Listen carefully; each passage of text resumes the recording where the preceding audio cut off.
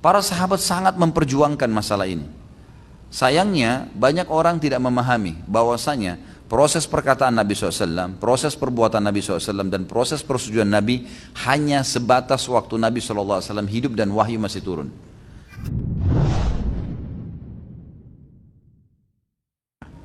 Ini kehidupan dari pertama kita di dunia disuruh jadikan suri tauladan, di kuburan ditanya tentang namanya, di akhirat pun nanti dia menjadi pemimpin anak Adam.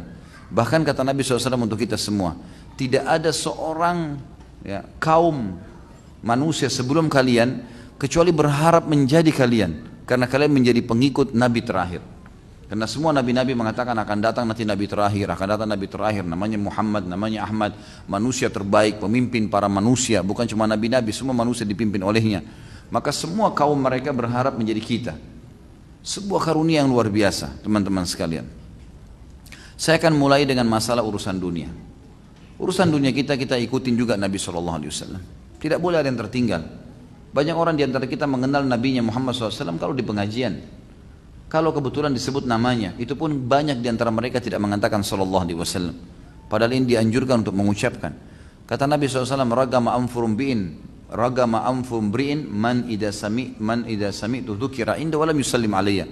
Sungguh terhina seorang hamba yang mendengarkan namaku disebutkan di depannya lalu dia tidak membacakan salam untukku, sallallahu alaihi wasallam. Lalu kita mulai dari hal-hal kecil saja, mendengarkan namanya, sering mengulang-ulanginya, sampai salah satu orang pernah bertanya di majelis salah satu ulama di Saudi, berkata, Syekh, apakah setiap anda isi pengajian dan anda menyebutkan nama Nabi sallallahu alaihi wasallam atau Rasulullah sallallahu alaihi wasallam, selalu kita ucapkan sallallahu alaihi wasallam atau cukup sekali saja? Kata beliau, kalau kau membaca salawat setiap kali mendengarkan nama Nabimu Muhammad SAW, berarti kamu mendapatkan pahala di setiap kamu ucapkan. Yang kedua, kamu sudah menerapkan sunnah Nabimu Muhammad SAW, dan kalau kau tinggalkan hanya baca sekali, kau akan kehilangan banyak sekali pahala dan kau melanggar sunnah Nabimu Muhammad SAW. Kita disuruh mencintai beliau dengan cara menyebut, selalu memberikan salam, salawat dan taslim, selalu mencintai, mengikuti sunnah-sunnahnya, mengikuti segala sesuatu yang berhubungan dengan beliau. Sampai para sahabat menceritakan kepada kita, teman-teman sekalian, kalau Nabi SAW sedang jalan menggunakan baju tertentu, maka mereka menceritakan, hari ini Nabi SAW keluar dari rumahnya menggunakan baju ini, menyisir rambut seperti ini, berjalan seperti ini, memegang apa di tangannya diceritakan. Dan kalau Nabi SAW sedang jalan kemudian kepanasan, mereka menaunginya dengan pelapa-pelapa kurma. Kalau mereka minum, mereka haus, mereka mendahulukan Nabi SAW, sampai orang-orang Quraisy pun heran. Mereka sering mengunjungi raja-raja Persia, raja Romawi, tapi mereka pada saat melihat para sahabat, selesai Nabi SAW berwudu, mereka memperebutkan air wudunya, kemudian mereka pun berlumba-lumba untuk menaunginya, memenuhi semua kebutuhannya. Maka mereka berkata, belum pernah kami menemukan ada raja di muka bumi yang kami temui seperti Muhammad SAW dicintai oleh para sahabat-sahabatnya, pengikutnya luar biasa, gitu kan. Sampai Khubayb radhiyallahu anhu, sahabat Nabi yang mulia, pada saat beliau diutus oleh Nabi SAW menuju ke satu suku yang untuk diserang 10 orang, maka Khubayb termasuk tertawan. Ditawan lalu dijual oleh satu suku Arab kepada orang-orang Quraisy. Lalu orang-orang Quraisy ingin menghukum mati Khubayb ini. Setelah, ringkas cerita adalah, terkenal Khubayb disalib di Mekah, ditaruh di tiang yang berbentuk seperti salib lalu digantung. Kemudian mulailah orang-orang Quraisy menyiksanya. Ada yang mencuilnya sedikit dengan pisau, ada yang menempelkan minyak yang panas di kulitnya, ada yang mulai menamparnya, memukulnya. Khubayb sabar, tidak bicara apapun. Subhanallah, sampai ada satu orang Quraisy, ini badannya sudah berdarah-darah nih. Ada satu orang Quraisy mengatakan, sungguh kau rugi mengikuti Muhammad. Waktu dia mendengar Nabi Muhammad SAW dihina, tiba-tiba Khubayb bergerak sampai tiang salib tersebut hampir rubuh, bergerak, mengamuk, lalu mengangkat suara dan mengatakan, apakah kalian berani menghina Rasulullah SAW? Demi Allah, lebih baik saya mati untuk membelahnya, gitu kan? Saya lebih mencintai mati membelahnya daripada saya mati dalam keadaan konyol. Maka Abu Sufyan pun waktu itu belum masuk Islam heran melihat kejadian tersebut. Ini tadi dikorek, dilukai badannya, ditempelin minyak panas, enggak teriak, enggak marah, enggak apa-apa, sabar. Tapi begitu disebutkan nama Muhammad langsung dia ngamuk dan hampir melawan. Kalau dia lepas dari ikatannya mungkin dia lawan sendirian orang-orang Quraisy itu. Akhirnya Abu Sufyan mengatakan, saya belum pernah menemukan Ada orang yang mencintai Muhammad sebagaimana sahabat-sahabat yang mencintainya. Artinya ini luar biasa ini, gitu kan? Luar biasa. Dan memang itu perintah dalam agama kita untuk kita mencintai Nabi SAW. Semua perkataannya, perbuatannya, ya, persetujuannya itu dianjurkan untuk kita mempertahankan dan memurnikan sekali. Cinta yang sebenarnya teman-teman sekalian adalah kembali kepada hadis Nabi SAW. Kata Nabi SAW, semoga Allah merahmati seseorang ya, yang menukil dariku apa yang dia dapatkan dariku. Seperti itu, perkataannya, perbuatannya, persetujuannya, semuanya ada. Tentu sunnah-sunnah Nabi SAW ada macam-macam. Ada perkataan Nabi SAW, ada perbuatan Nabi SAW, dan ada persetujuannya, namanya takrir. Kalau perkataan seperti Nabi SAW mengatakan misalnya, memerintahkan sesuatu, jangan kalian minum sambil berdiri misalnya, perkataan Nabi SAW, maka secara letterlet kita harus menukil seperti itu, dan kita tidak tambahin, tidak kurangin, gitu kan. Begitu juga dengan perbuatan Nabi SAW pada saat beliau sedang berjihad, pada saat beliau sedang haji. Ada juga kadang-kadang perkataan yang digabungkan dengan perbuatan, seperti beliau mengatakan, sholatlah sebagaimana kalian melihat saya sholat. Perkataan beliau suruh perintah melihat beliau sholat, lalu para sahabat memperhatikan gerakan-gerakan Nabi SAW, lalu menukil kepada kita bagaimana sholatnya.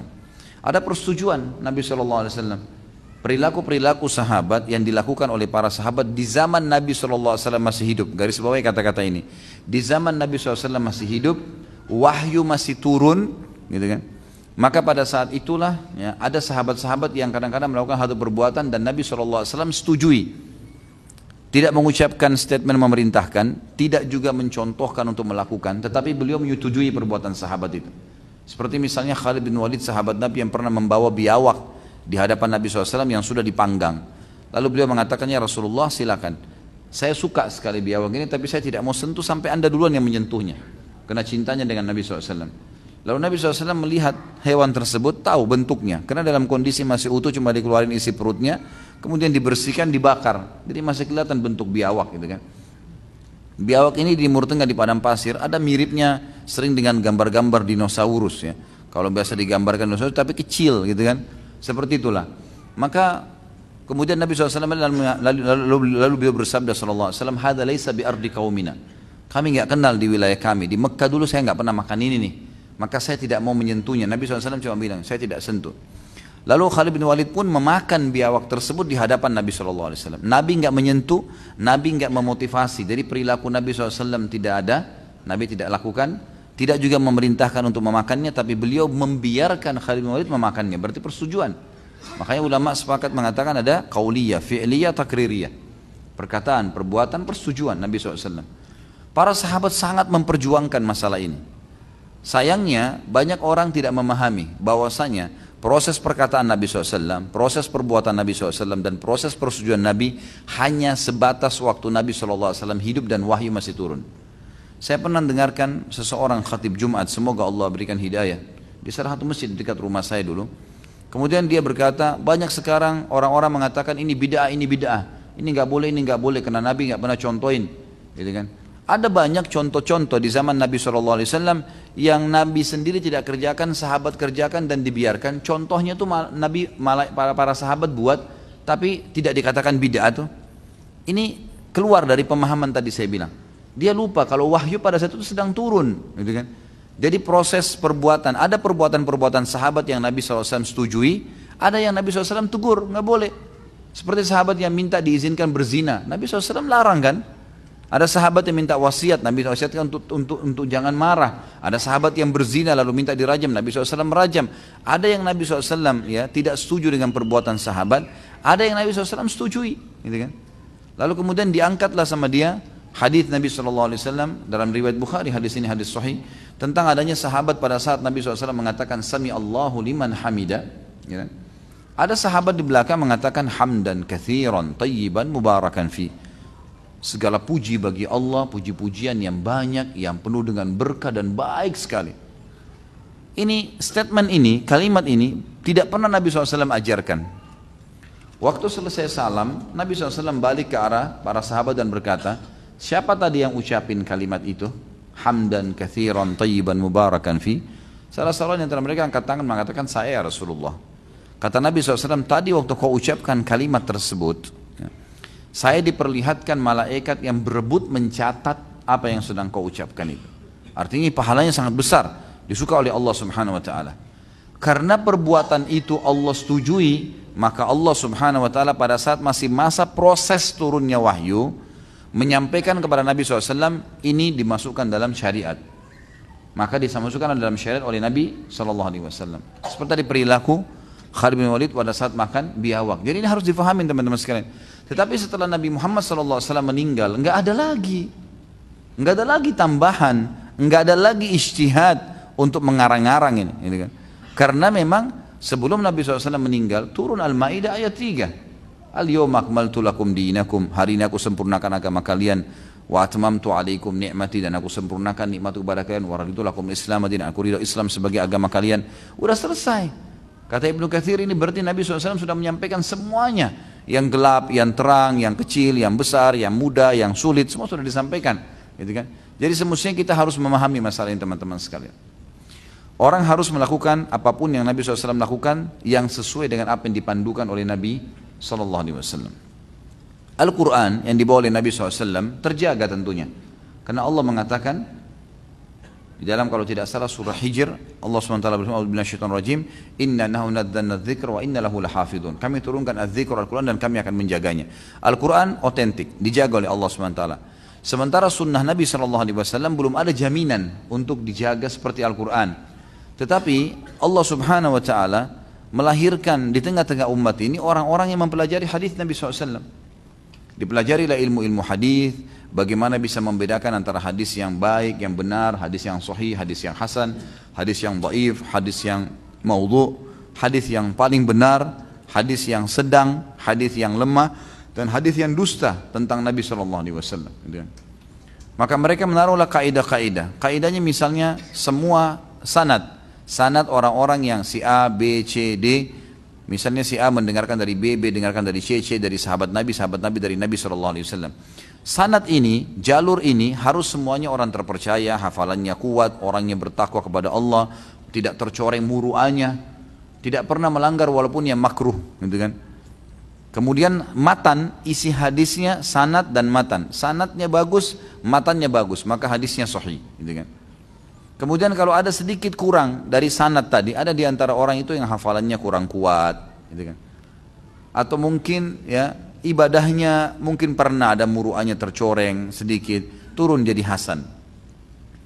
Kalau ada di antara mereka yang pendusta, walaupun cuma sekali dalam hidupnya, turun jadi lemah hadisnya. Kalau ada hadis-hadis yang dikarang, Nabi SAW tidak pernah bilang, dikatakan maudhu', hadis dusta. Ulama menyusun buku-buku banyak berhubungan dengan masalah itu, banyak sekali. Gitu kan, banyak sekali disusun dengan masalah ini. Nah, banyak sekali orang di antara kaum muslimin yang menukil ya, karena ingin, awalnya biasanya niatnya baik, karena ingin orang lain rajin mengerjakan sebuah ibadah, mau rajin berbuat ibadah. Lalu dia mengarang, Rasulullah SAW bersabda begini, padahal sebenarnya tidak pernah Nabi SAW ucapkan itu. Dia pikir, niat saya kan baik, nggak apa-apa. Padahal ini berbahaya sekali nih, ini nggak boleh, karena ini berdusta atas nama Nabi SAW, nggak boleh sama sekali ini. Haram. Karena satu kali Anda mengarang ini, maka akan tersebar di tengah-tengah umat dan berbahaya sekali. Berbahaya sekali. Ini kalau satu kali menyebar, kata-kata ini gimana cara memperbaikinya nih? Kira-kira coba. Kalau ada sudah 10 orang yang mengamalkan atau membawahnya, maka di belakang 10 orang akan ada 100 orang, ada 1000 orang. Ini susah untuk membentuknya kalau kata-kata. Bagaimana caranya kita harus memperbaikinya? Jadi kita harus memahami teman-teman sekalian, Nabi SAW kedudukannya memang harus diikutin dan memang harus dipelajari semua apa yang beliau ajarkan, dan kita harus mengenal semua yang berhubungan dengan Nabi SAW.